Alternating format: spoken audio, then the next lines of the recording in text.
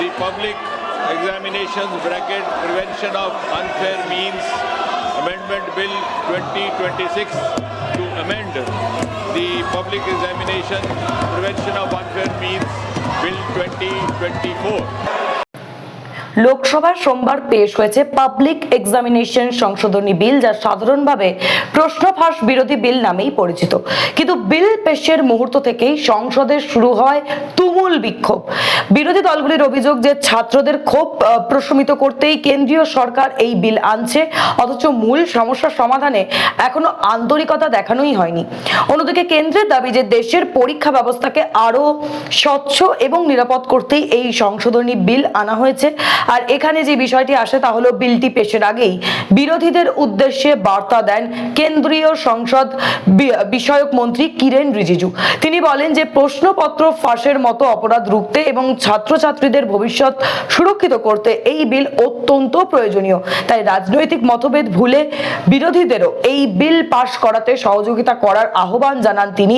কেন্দ্রের বক্তব্য যে শিক্ষা ব্যবস্থার বিশ্বাসযোগ্যতা ফিরিয়ে আনাই এখন সবথেকে বড় অগ্রাধিকার। কিন্তু বিরোধী শিবির এই যুক্তি মানতে একেবারেই নারাজ। বিল পেশ হতেই কংগ্রেস সহ বিরোধী সাংসদরা সরব হয়ে ওঠেন। তাদের অভিযোগ যে সরকার শুধুমাত্র সমস্ত বিষয় সামলাতেই এই বিল আনছে এবং এর ফলে কিন্তু কংগ্রেস সাংসদ গৌরব গগৈ তিনি বলেন যে প্রশ্ন ফাঁস কেলেঙ্কারিতে অভিযুক্তদের বিরুদ্ধে কার্যকর ব্যবস্থা নেওয়ার বদলে সরকার বারবার ব্যর্থ হয়েছে। আর এমন পরিস্থিতিতে শুধু নতুন আইন আনলেই সমস্যার সমাধান হবে না। একই সঙ্গে তিনি ধর্মেন্দ্র প্রধানের শিক্ষামন্ত্রী হিসেবে ভূমিকা নিয়েও প্রশ্ন তোলেন।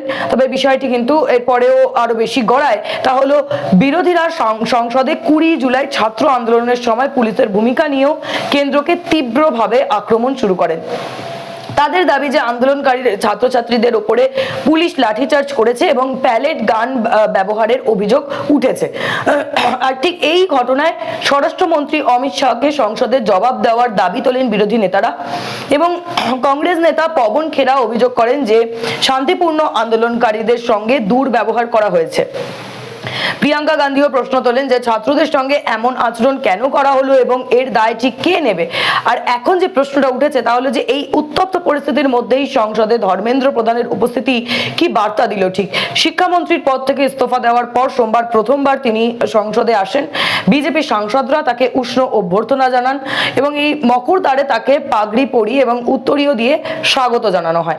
রাজনৈতিক মহলের একাংশের মত এই ক্ষেত্রে যে এই সংবর্ধনার মাধ্যমে বিজেপি স্পষ্ট বার্তা দিতে চেয়েছে যে ধর্মেন্দ্র প্রধান দল এবং সরকারের আস্থা এখনো পর্যন্ত বজায় রেখেছেন।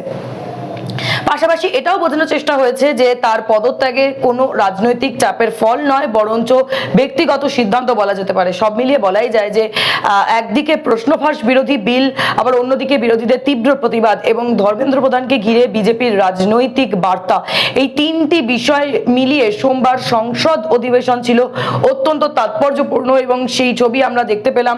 আগামী দিনে এই বিল নিয়ে সংসদে ঠিক কি সিদ্ধান্ত হয় এবং বিরোধীরা আপত্তির কি জবাব দেয় কেন্দ্র, এখন কিন্তু সেদিকেই তাকিয়ে রয়েছে গোটা দেশ।